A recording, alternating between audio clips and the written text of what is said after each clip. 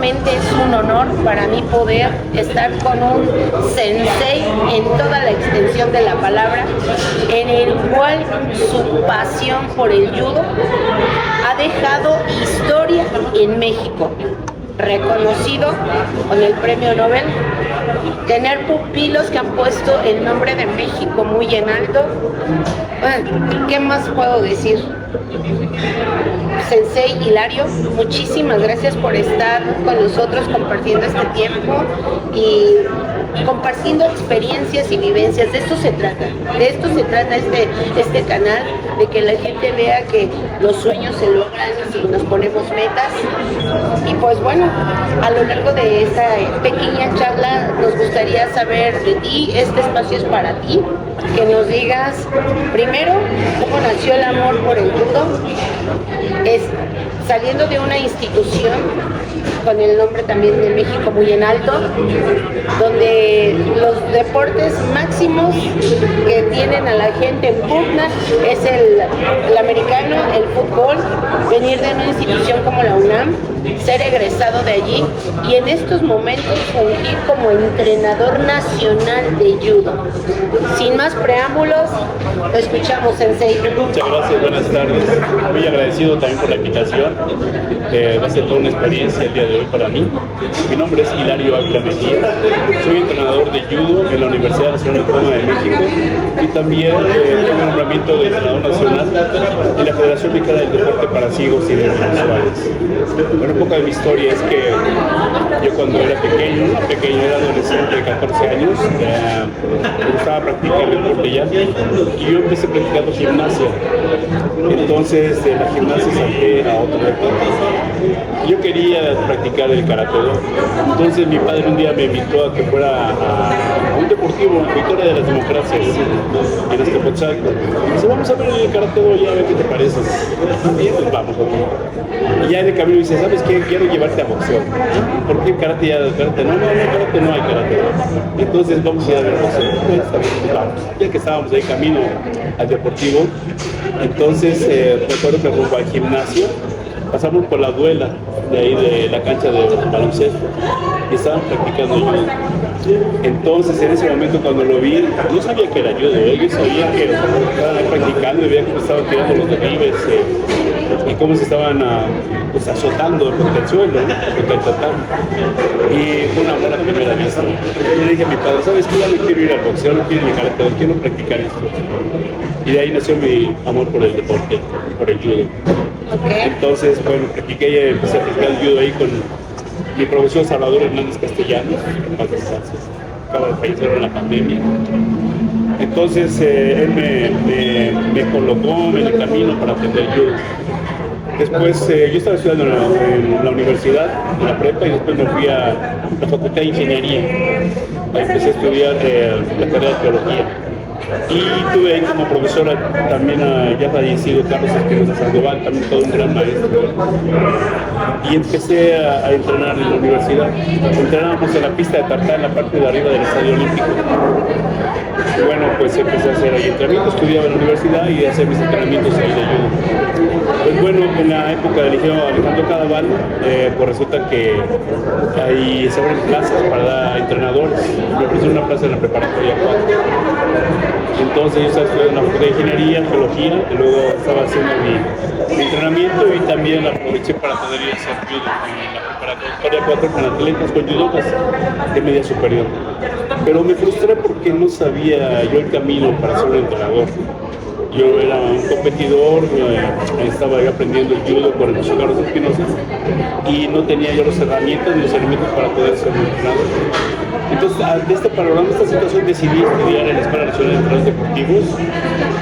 Yo soy la segunda generación y esa parte, esa formación, pues me permitió también mostrar el camino a sus atletas con una preparación que a mí me permitiera transmitirla y estos atletas pudieran también recibir la mejor enseñanza del judo. Y así fue como pude iniciar en la actividad deportiva ya como entrenador. Le estoy hablando de eso hace 43 años, Okay. hace toda una vida, ¿no? Entonces todavía estaba compitiendo. Yo competí hasta el año de 1990 en los Juegos Centroamericanos aquí en México. y tuve muy buenos resultados, tuve la medalla de plata. Entonces, y terminando los Juegos Centroamericanos, terminé también mi carrera de entrenador deportivo, y bueno, ahí me llamó la Federación Mexicana de Judo para ser entrenador nacional. Y bueno, pues también fue todo un reto para mí, fue todo un reto, porque estaba entrenando con atletas que prácticamente eran mis compañeros de entrenamiento. Pero bueno, tuve la oportunidad, estuve ahí 10 años como entrenador de 90 al 2000. No con muy buenos resultados, faltó todavía más preparación de mi parte y faltó también condiciones para que pudiéramos realizar un buen trabajo ahí en el Comité Olímpico Mexicano. Pero bueno, fue parte de mi proceso. Después en el año 2000 ya me fui como metodólogo ahí en el mismo Comité Olímpico. En la época que estaba un mayor Soto, se pegaba Soto. Entonces aprendí también de otros profesores que estaban ahí como metodólogos. Había un profesor Mincho Todorov, que paz descanse.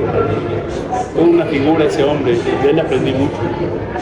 Una profesora Stoyanka, que era de gimnasia también ellos me enseñaron mucho de mi preparación que pude tener en esas épocas de metodólogo. Después, terminando esa base como metodólogo, también me fui a trabajar aquí en la CONADE de Villastra como metodólogo. Estuve trabajando muy cerca del licenciado Valentín Llanes, que también recibí enseñanzas de él. Y todo esto pues podía estar trabajando también en la universidad, dando el entrenamiento en la universidad.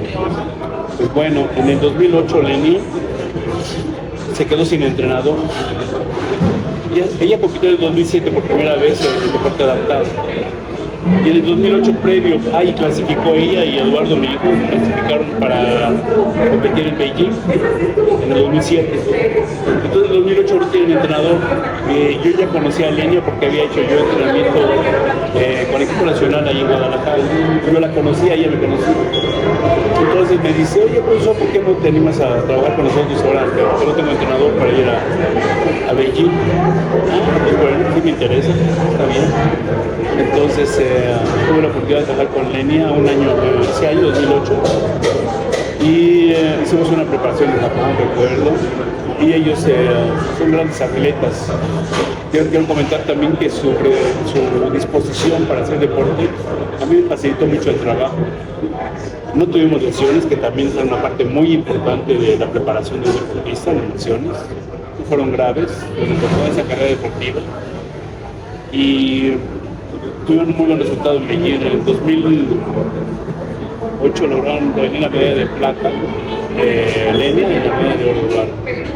Y bueno, eso fue un parteaguas en mi vida también, porque conocí el deporte adaptado, tampoco sabía qué hacer con el deporte adaptado, empecé a trabajar de forma empírica. Después ya hice un trabajo más de especialización y pudimos invitar a más atletas para poder participar a lo largo de todos esos ciclos olímpicos hasta esta fecha, que es el 2023. Sí, aquí alcanzo a rescatar un tema que muchos no conocemos. Ser judoka, y ahora tiene dos fases, digámoslo así: judo convencional y judo adaptado, ¿no? A nosotros sí nos gustaría saber cuál es la diferencia del convencional al adaptado y cómo tomaste ese reto, porque lo acabas de decir, Lenia Rubalcaba, multimedallista, catalogada como una deficiencia visual. Entonces, ¿para ti fue reto o cómo le hiciste? Bueno, vamos a hacer panorama primero. Te comento que en el deporte adaptado, hasta las Olimpiadas de Tokio, competían junto los débiles visuales y los ciegos totales. Débiles visuales había dos clasificaciones, le llamaban B2 y B3. B por la blind de inglés, B2 y B3 que eran deficientes visuales, y B1 son los ciegos totales, o eran los ciegos totales en ese tipo de clasificación. Pues bueno, había competencia donde tenían se enfrentaban ciegos totales con débiles visuales. Entonces Lenia y Eduardo tienen un problema que, bueno, no sé si decir que es gracias a eso es que puedo competir en el deporte adaptado. Resulta que en el deporte adaptado no pueden competir personas que tienen problemas de miopía o problemas de visión que no son graves. Para que un deportista pueda ser incluido en el deporte de ciegos y cegueras visuales, tiene que tener una lesión en el globo ocular, eso es obligado. Entonces hay un escaneo del globo ocular que le llaman electroretinograma. Pues bueno, a través de esos electros revisan y ven si hay una lesión en el globo ocular o no. Pues bueno, esa lesión del globo ocular provoca deficiencias en la visión, tales como los campos visuales, que se limitan demasiado. Entonces, Eduardo y Elena siempre estuvieron en la línea roja prácticamente de que si eran deporte adaptado o si no eran deporte adaptado. Por eso cada año que había una competencia, cada año que había algún otro evento donde ellos tenían que participar, eran clasificados, eran revisados y de forma muy minuciosa, eran muy estudiados, había muchos estudios para poder de ellos pasar el perfil como deporte adaptado. Entonces eso pues, siempre nos tenía estrés, porque a pesar de que tenía la debilidad visual, no se veían con ese problema visual. Si lo ves en la calle, desde lejos no se veían, por lo mismo pensaban en la línea roja. Pero bueno, durante todos estos años, desde 2007, estuvieron siendo revisados de manera continua. Pasaron todas las clasificaciones siempre, bueno, se sabía que había el problema visual, además de que los doctores, pues ellos revisaban bien a los atletas. Había gente rechazada porque no cumplía con el perfil, pero Eduardo y Elena siempre pasaban esos exámenes y esos estudios. Entonces, como ellos no tienen mucho problema con la visión, pues bueno, para mí la ciencia, el trabajo técnico, el trabajo físico, no fue tan difícil. Pero sí tengo otros atletas que son 5 totales, con los cuales me tengo que cumplir un trabajo más eficiente con ellos, porque pues son ciegos, entonces hay que tocarlos, hay que sentirlos, tenemos que explicarles de manera física a través del cuerpo cómo son los movimientos, qué es lo que tienen que hacer, las expresiones y las instrucciones tienen que ser muy concisas, claras para ellos, porque son atletas que en su vida nacieron sin ver, o quienes con el paso de los años dejaron de tener la vista, como por el problema del glaucoma. Pues bueno, en la universidad se me abrió mucho el espacio para que ellos pudieran trabajar. Tuvimos la autorización de las autoridades y el compañerismo de los judocas universitarios fue tal que cuando íbamos a entrenar por ellos era como estar en clase. Bueno, yo me sentía en casa, pero también los atletas que venían de fuera también lo hacían. Entonces hacíamos un gran trabajo con los judocas convencionales y los judocas del deporte adaptado. Yo trabajaba tanto para el deporte de los estudiantes como también para el deporte adaptado. Hacíamos preparación física separados, pero siempre el judo lo hicimos de manera conjunta. A pesar de que había chicos con deficiencias visuales tal que no pueden ver, pues ayudaban siempre los atletas universitarios haciendo de guías. Cuando estábamos calentamiento, pues ya tomaban del hombro a un chico y ya podían hacer el trabajo de forma acompañada. Y cuando llegábamos al trabajo ya técnico, pues ya hacía un trabajo más específico con atletas que ya conocían el judo. Eso a mí me facilitó mucho el trabajo. Sí, porque digo, en judo, como entrenador, ¿cuántas horas tiene que entrenar un judoka? Bueno, solamente la preparación física tenemos que trabajar 3 horas y preparación técnica y táctica otras 3 horas. Nos lleva 6 horas. Además, tengo que comentarte que el trabajo es muy desgastante. En algún momento hicimos un trabajo conjunto con los de fútbol americano. Hacíamos un trabajo conjunto. Por ahí tenemos un video y te lo voy a pasar para que lo veas. Entonces, era también el trabajo que ellos tenemos la sesión conjunta y los de fútbol americano se fueron. Y nosotros continuábamos entrenando y los de fútbol americano decían, oye, pues que van a seguir entrenando, se acaban de hacer entrenamiento con nosotros. Pues sí, está la exigencia que tenemos que hacer de la cuenta. Entonces el trabajo de judo es no solamente físico, sino también muy técnico. Ahorita está llevándose a cabo el evento del Campeonato Mundial en Doha. Entonces hay atletas muy fuertes, muy técnicos, y el judo está evolucionando. Si algunos de las personas que nos están viendo, nos están escuchando, no conocen el judo está basado en defensa, en derribes. derribes. Hay que sujetar para poder hacer el trabajo de derribe. Y hay trabajo en el piso también, hay competencia en el piso. Si tú logras derribar o si logras ir al piso, hay tres posibilidades para poder continuar el ataque en el piso, que son las inmovilizaciones, es decir, mantener al adversario contra el piso, mantenerlo ahí durante 20 segundos, buscando una estrangulación con la ropa, con el judogi. No se puede hacer de forma directa, está prohibido, como es un deporte, no se puede hacer. Utilizando el judogi se puede hacer una estrangulación y buscar que se rinda al oponente. O también buscamos una hiperextensión del codo, buscando una palanca, hacer un apoyo sobre el brazo, al codo y codo, de tal forma que esto provoca dolor. Entonces, antes de que haya una luxación o provoque más dolor, pues se rinda al oponente. Entonces, son las formas que podemos utilizar para hacer iniciamos siempre la posición de pie. En el judo convencional empezamos con una distancia de 4 metros. En el judo adaptado empezamos a iniciar sujetando solapa y mango. Entonces, esa sería la primera diferencia entre el deporte adaptado y el deporte convencional. El resto de la competencia se lleva a cabo igual que si fuera deporte convencional que deporte adaptado. Es decir, se sujetan, intentan hacer derribes, intentan hacer controles en el piso. En el caso del deporte adaptado, cuando se suelta alguno de los oponentes, el árbitro marca alto, detiene el combate y busca que de nueva cuenta se vuelvan a sujetar. Ahora, a partir de este ciclo olímpico, hubo un cambio en el reglamento. Te comenté que había B1, B2 y B3 y competían juntos. Bueno, ahora se hicieron estudios por parte de universidades europeas y decidieron separar la competencia del ciego total del débil visual. ¿Qué significa esto? Que ahora ya no es B1, ahora es J1, el judo 1, que es el nivel más bajo de visión, que son ciegos totales, y ahora solamente se enfrentan entre sí ciegos totales. Y hay otra categoría, otra clasificación que es J2, donde se enfrentan los débiles visuales entre sí. Entonces, de esta forma, buscan que haya mayor equidad en el deporte adaptado. Aunque déjame decirte que antes, cuando se enfrentaban débiles visuales y ciegos totales, hay judokas ciegos que ganan a débiles visuales. Entonces, son judokas muy expertos que logran desarrollar una dimensión de su espacio que sin ver pueden derribar. Pero bueno, para el asunto del deporte hicieron esa división, ahora es J1, J2, y ahorita estamos en ese proceso. Todavía no está definido porque se juntaron divisiones de peso.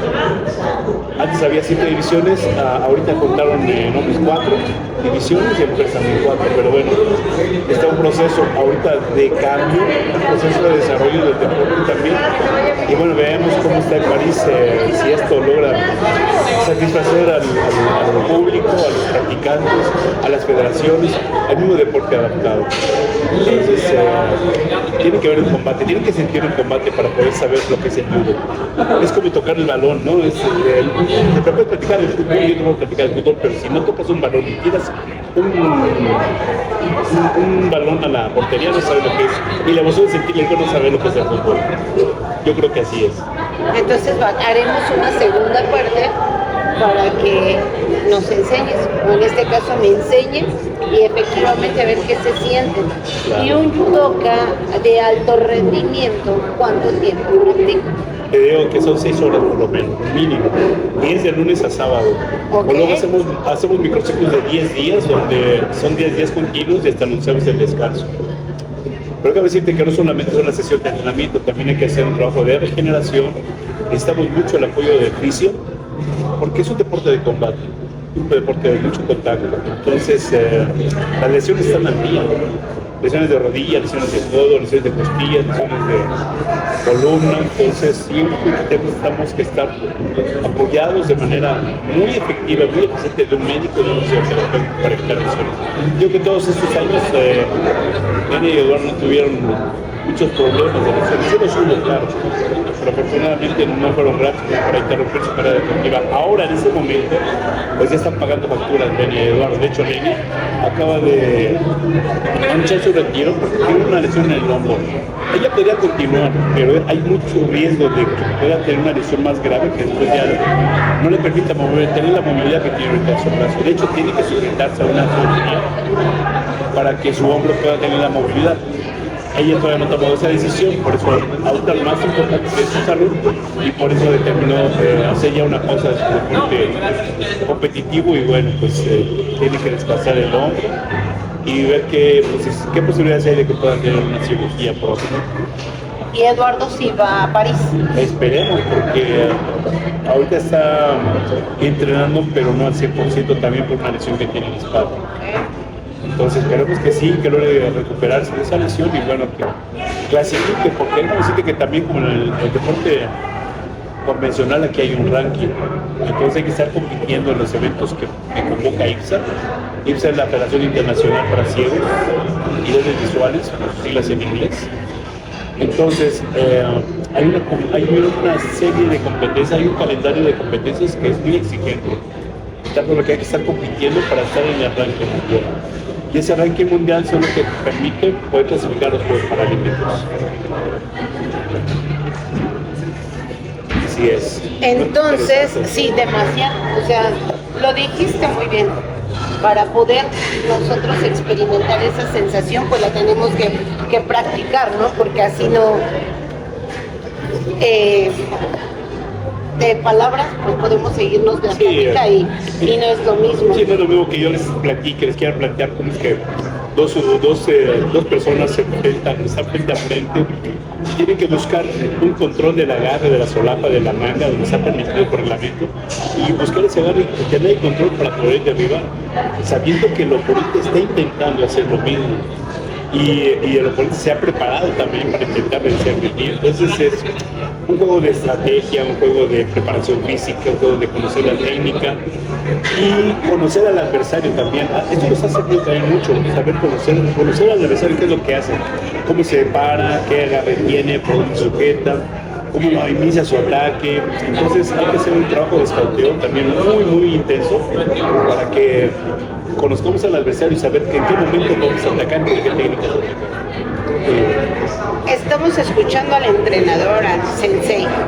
Ahora yo quiero escuchar a Hilario, el padre, si ha tenido sentimientos encontrados, si ha tenido críticas, si ha tenido barreras, obstáculos por entrenar a tu hijo. ¿A qué?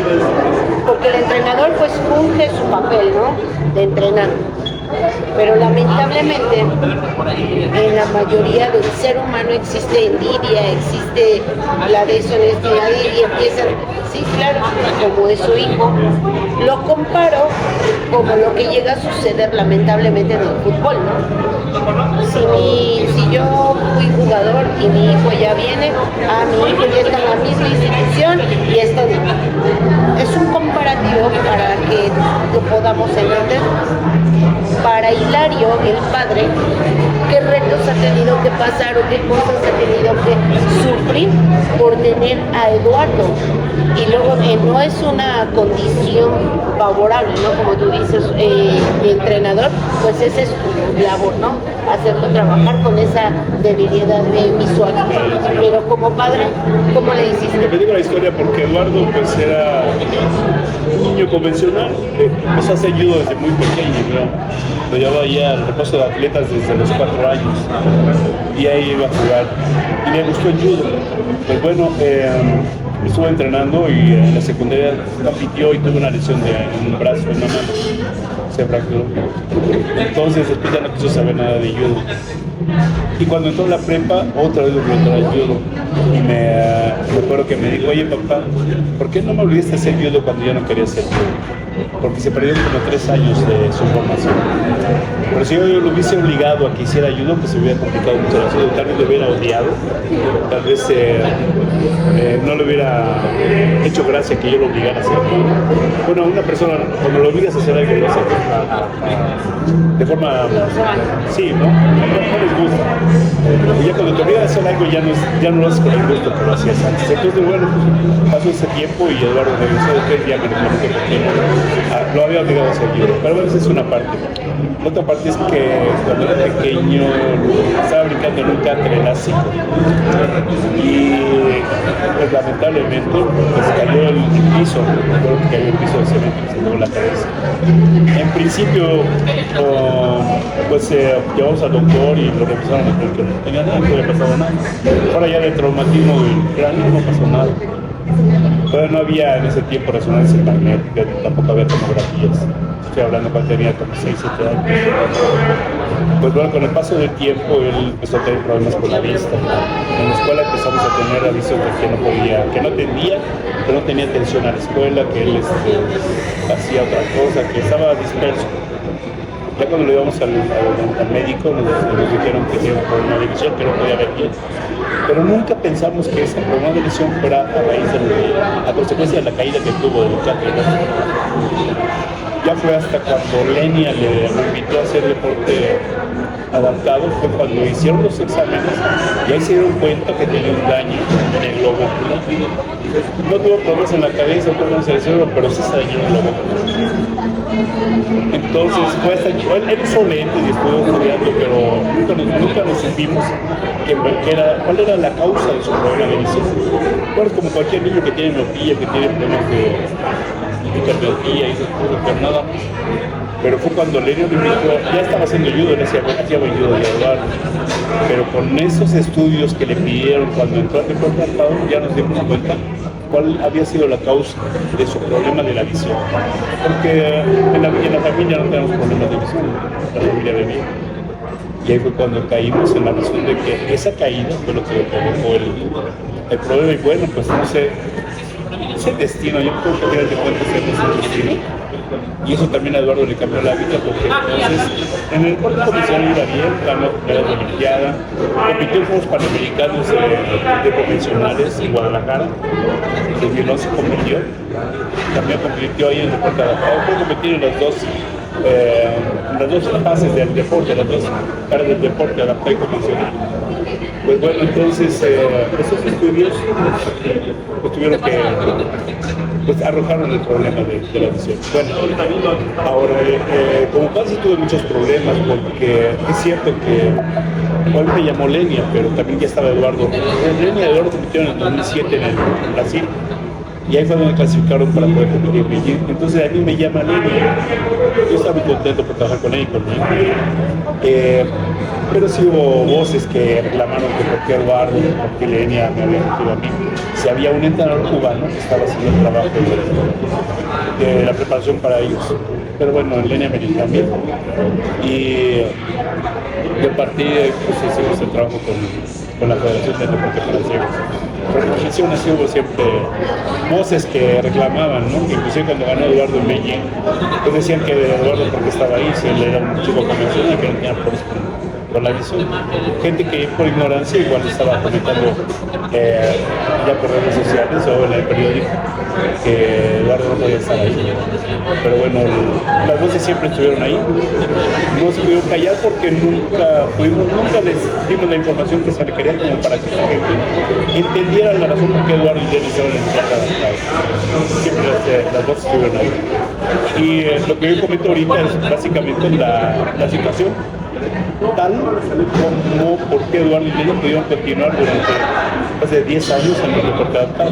Por esos estudios, por las lesiones que tenían. Así fue. Sí, os digo, lamentablemente vivimos en una sociedad donde la cultura deportiva la tenemos no tenemos esa capacidad y esa amplitud para ver que si alguien está compitiendo es porque tiene las cualidades, las aptitudes y lo que... Sí, hay personas que sin conocimiento de causa hablan. Entonces, tienen su derecho de expresarse, tienen su derecho de opinar, pero sí sería más prudente que entendieran cuáles son las razones, cómo es que llega una persona a formar parte de un deporte, sobre todo el deporte adaptado. ¿Cuáles fueron las causas que lo llevaron a ese camino? ¿Cómo es que el deporte internacional los acepta? ¿Cómo es que logran pasar las clasificaciones médicas y logran tener sus triunfos? O sea, eso no es de brazo ni tampoco de compadrate, porque yo no conozco los clasificadores médicos que revisan a Eduardo y a Lenia. Es un trabajo completamente diferente y separado de lo que yo hago como cargo técnico. Ellos tienen que pasar por exámenes. De hecho, ahorita Eduardo tiene que presentar exámenes que son más rigurosos ahora, porque hay otra clasificadora mexicana, y entonces esta clasificadora mexicana pues está pidiendo más exámenes. Eduardo tiene que cumplir con esa parte para que después de que la clasifique la doctora aquí en México, pueda ser de nueva cuenta clasificado a nivel internacional Eduardo en el próximo evento que tenga. Ok. Así es. Sí, porque dices, las apariencias engañan, ¿no? O sea, lamentablemente sí se sufre ese tipo de discriminación de, pues yo te veo bien. Exacto. Y tenemos el concepto de decir, solamente porque no se te nota atrofiado, no hablas bien, quiere decir que no tengas alguna discapacidad. Exacto. ¿No? Cuando a veces cosas vienen por dentro. Por ejemplo, yo ahorita lo ves aquí sentado y me veo muy bien, ¿no? Creo que me veo con salud. Pero ya tengo 4 cirugías de cadera, ¿sabes?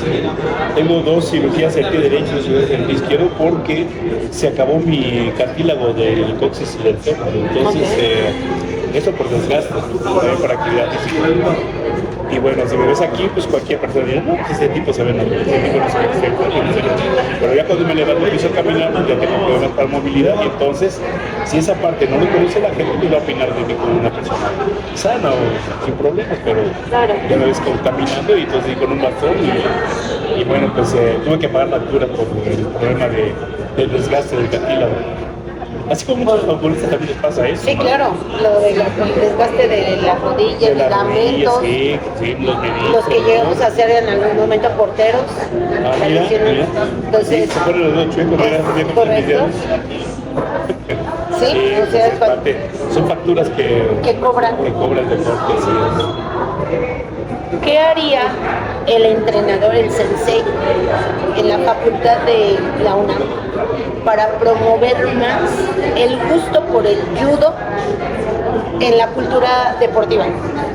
Mira que ahorita hay está la dirección de actividades deportivas y se ha hecho un gran trabajo por la difusión del deporte, no solo del judo, sino no me acuerdo ahorita cuántas actividades deportivas, pero sigue creciendo. Hay una gran cantidad de opciones para poder hacer deporte en la UNAM. Que puedes elegir desde, por ejemplo, flag, ¿no? Yo no sabía que era el flag.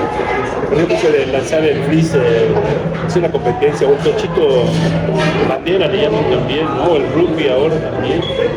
El fútbol, ¿cuántas variedades hay de fútbol? ¿No? Está el fútbol de salón, está el fútbol 5, está el fútbol de campo, está el fútbol varonil, femenil. Entonces ahora con esta dirección y con el apoyo de la rectoría se han abierto una gran cantidad de disciplinas, y dentro de esas disciplinas hay especialidades también, y nos permiten a través de las redes sociales con Deporte UNAM y también a través de YouTube hacer la propaganda del deporte. En este caso el judo está ahí también presente. Hay programas en Deporte UNAM donde mis compañeros profesores están dando clases de judo de forma virtual, bueno, a través a distancia. Como a través de la pandemia se empezó a trabajar esto y ha tenido éxito. Sí, digo, conocer la infinidad de variedad deportiva que tenemos al alcance, eso también nos habla de falta de cultura, de que no nos ponemos a investigar qué hay, y por ejemplo tomar la diferencia que existe entre el karate, la diferencia que existe en el taekwondo, el judo, o sea, todo el judo, el jiu-jitsu, la artes, MMA, ahora que está también muy en artes marciales, ¿no? Sí, artes marciales mixtas le llaman, sí. Y todo eso se está practicando en la UNAM, ¿no? Todo eso. Ahora, hay diferentes espacios deportivos aquí en la universidad. Estoy hablando del campus Ciudad Universitaria. Y nosotros estamos en el entrepuesto de atletas, en el costado sur del Estadio Olímpico. Una vez se practica el judo, se practica la lucha, se practica el limaramo, se practica el aikido, se practica el kendo, el karate do, hay área de pesas también. No se me pasa ninguna. Entonces llegan los chicos queriendo practicar deporte, pero no conocen en realidad qué actividades hay, pues empiezan a dar su recorrido por el reposo de atletas y empiezan a conocer, y entonces a partir de ahí viene la inclinación por practicar algún deporte. Es cierto lo que comentas, no hay cultura deportiva todavía, inclusive en la universidad con nuestros estudiantes, entonces ellos llegan de cero, intentan buscar a ver qué alternativa tienen y qué es lo que les llama la atención para poder practicar. Pero creo que también llegan judocas de otras que ya son formados que llegan de otros estados, de otros clubes y se incorporan con nosotros ahí a ese club. Judoka es una disciplina. Para ser sensei tomas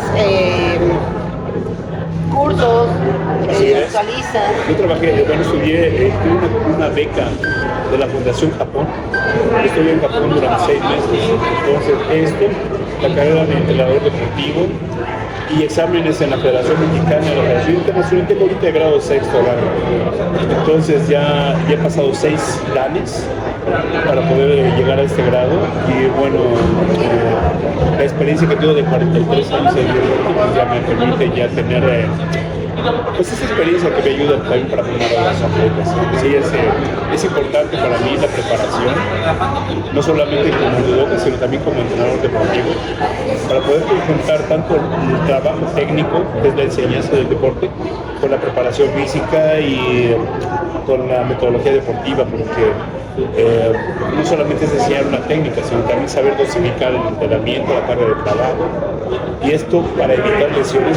Comento de nuevo, esto para que los atletas estén en su mejor nivel cuando haya alguna competencia.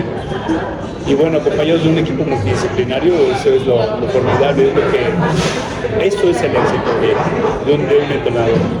El saber compaginar el trabajo de la preparación con el trabajo técnico y con el apoyo multidisciplinario de un médico y un fisioterapeuta y de un psicólogo. Y ahora entonces esperarás los resultados de Eduardo, pero lo vas a apoyar como entrenador o como papá. Él tiene ya 35 años, ¿sabes? Entonces él ya tiene su vida aparte. Ahorita retomando el tema del padre, ¿no? Cuando él era más chico, pues yo tenía así la autoridad para poder decirle qué es lo que tenía que hacer y cómo tenía que hacerlo. Y como vio que funcionaba, pues lo hizo con más empeño. Y no, afortunadamente nunca dudó de mi trabajo, ni tampoco leña, ¿sabes? Hubo un momento que sí me enfrenté con una brasileña en Canadá, yo creo que para Panamericanos. Y hicimos una estrategia de combate y le dije, mira, vas a hacer esa técnica con los técnicos para brasileña. Digo, sí, lo voy a hacer, pero estaba dudando. Pero llegó el momento, en la competencia en la final, y aplicó esa técnica y le resultó. Y gracias a esa técnica ganó Leña. Y bueno, esto a mí me llenó mucho de orgullo porque hicieron, Eduardo y Leña, lo que habíamos preparado para ganar esa medalla. Y lo logramos. Entonces, yo siempre tuve confianza en mi trabajo. Y lo que le comentaba de Eduardo, como hijo, ¿no? Ahora que ya tiene esta edad y ya está formado, pues ya más bien yo trato de guiarlo, ya no le presento el plan de trabajo, porque ya no es una imposición mía, sino él ya reclama, dice, oye papá, ¿cómo vas a poner ese campamento aquí? ¿Por qué me pones esa competencia acá? Y ya tengo que dar las razones. Antes no preguntaba, antes lo aceptaba, pero ahora ya pregunta, ya cuestiona. Entonces tengo que prepararme más todavía para poder explicarle cuáles son los motivos y por qué razón estoy haciendo una planificación de tal forma y por qué tiene que competir en ciertos eventos y por qué tiene que aceptar los periodos de trabajo cuando son los técnicos, la fuerza, cuando sea el trabajo específico, la práctica con un doctor. Cuando tenemos que estudiar los adversarios, él ya reclama más todavía, pone más énfasis en sus cuestionamientos que como lo hacía antes. Pues felicidades, porque se nota el trabajo, los resultados se dieron. Lo notaste en los palmas. Leña 3 medallas paralímpicas, Eduardo 4 medallas paralímpicas. Considero exitoso, pero gracias al trabajo que hicieron los atletas y al trabajo que hicimos con el grupo multidisciplinario.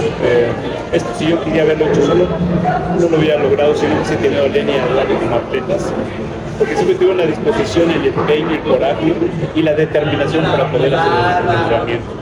Y siempre estuvimos acompañados de un grupo de multidisciplinario porque antes de una competencia, si no ibas bien preparado de aquí de la cabeza, no lograbas gran cosa. Y aquí Margarita Cerviño, que fue la psicóloga de ellos dos, siempre los acompañó, ya no físicamente tal vez, pero siempre a distancia, pero siempre hubo un contacto muy cercano. Y esto permitió que el trabajo que yo realicé pues pudiera tener el éxito que conocemos ahora. Fíjate que tocaste un punto muy importante.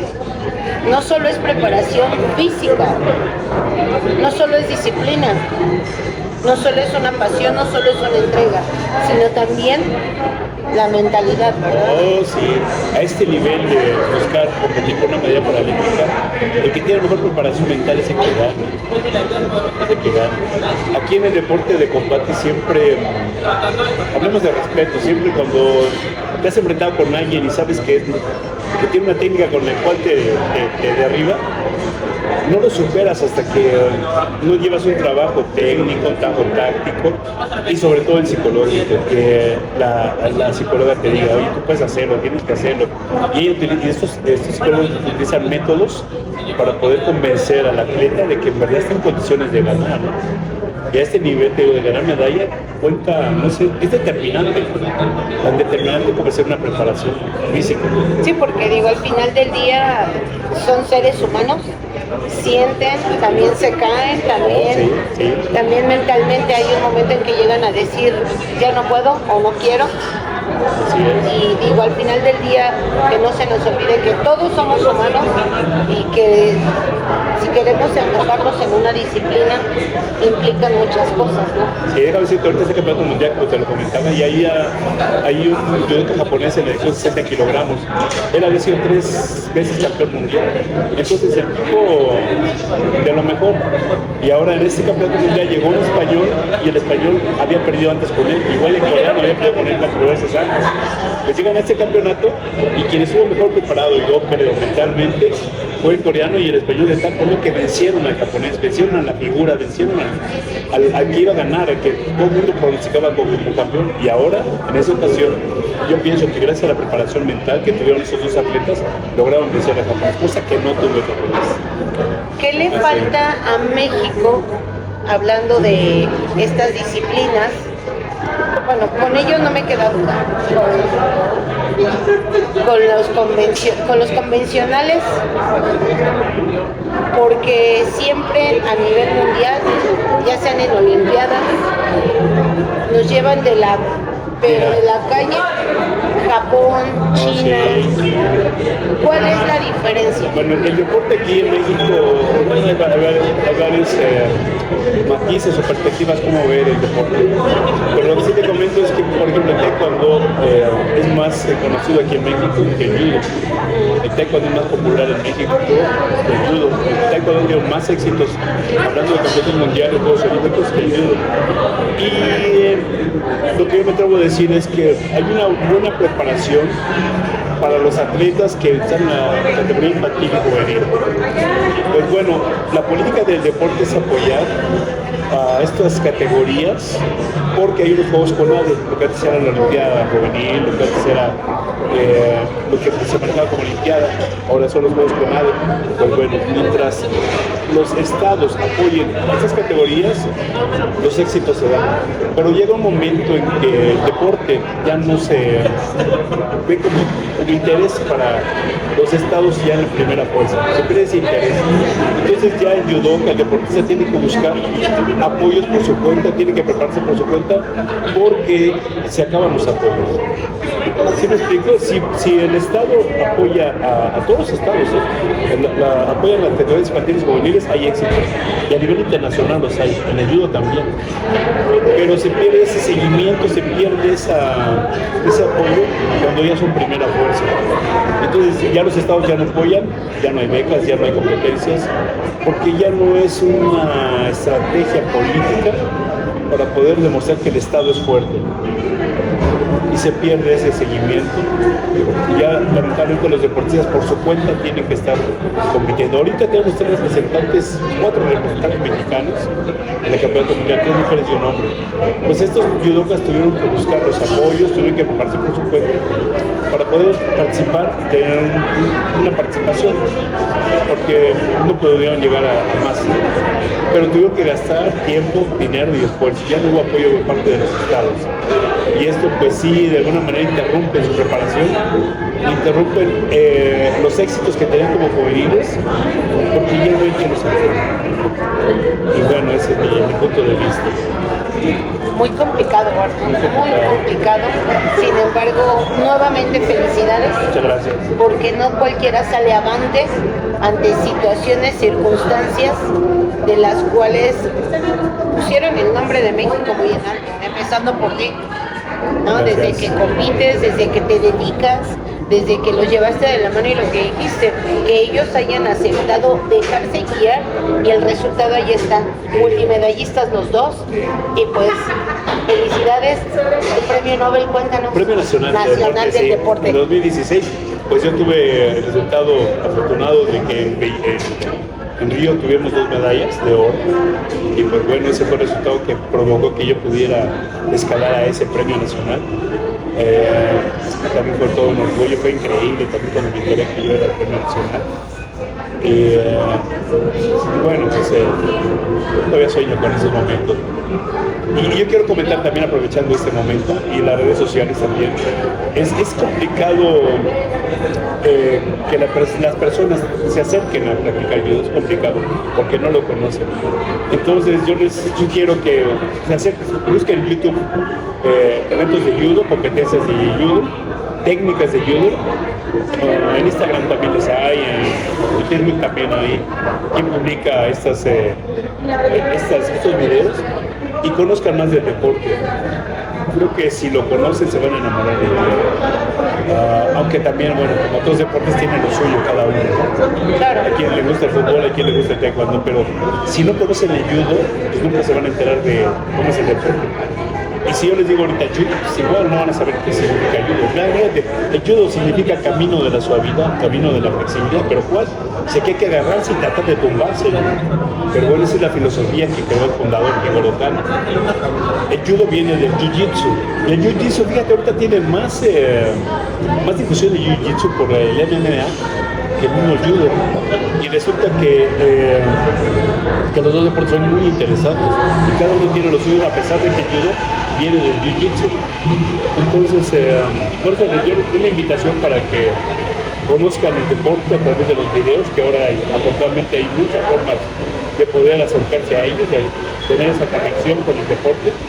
Y los invito a que si tienen algún momento de tiempo, pues vengan aquí al reposo de atletas en el costado sur del Estadio Olímpico, estacionamiento 8, y con mucho gusto puedo atenderlos y explicarles lo que se llama. Ok, entonces no se lo pierdan. Segunda parte. Tatami, para aprender judo. Espero que de verdad les haya llegado esta pequeña pero significativa charla. Agradecemos tu tiempo, agradecemos que nos hayas compartido parte de tu experiencia y trayectoria, y pues estaremos visitándote. Claro que sí, nos ponemos de acuerdo. Esperamos que haya muchos seguidores después de esto. Vas a ver que sí. Gracias. Nos vemos a la Gracias. próxima.